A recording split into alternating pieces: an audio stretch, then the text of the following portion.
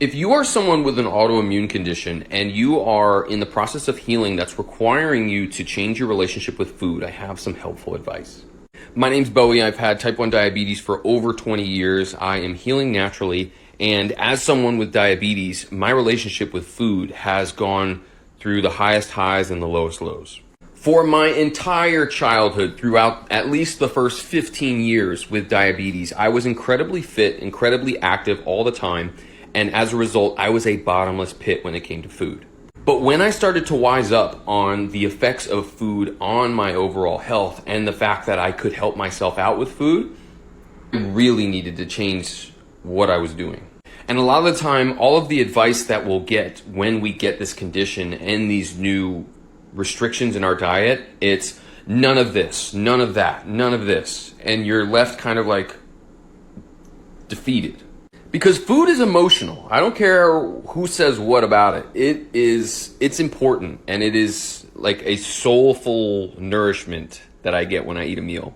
And while saying no is an incredibly powerful and empowering tool for you when it comes to making decisions for your health as opposed to just because you're hungry and you want it, there are a couple different ways that you can say no. I'll use my dinner tonight as an example. I just got this brand new cookbook from my mom. It's called Tender Heart, a cookbook about vegetables. And I saw this recipe and I fell in love with it. Who doesn't love a greens and cheese galette? But because it's made with a 1 3/4 cups of flour, the fun police within me was ready to say like, no, Bowie, you shouldn't.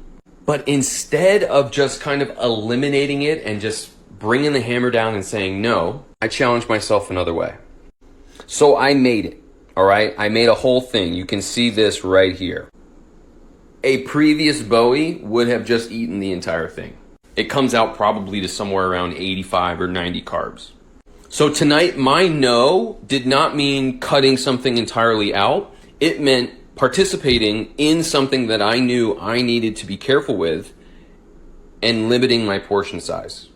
And while there are people who are in a state where they really can't afford to really indulge in some of the really, really ridiculous treats that they are, for those who know that they're doing a good job and it's just something that they want to say yes to, there's a way for you to exercise your control. Make it, really enjoy it, savor it, but exercise restraint when it comes to portion size. Enjoy.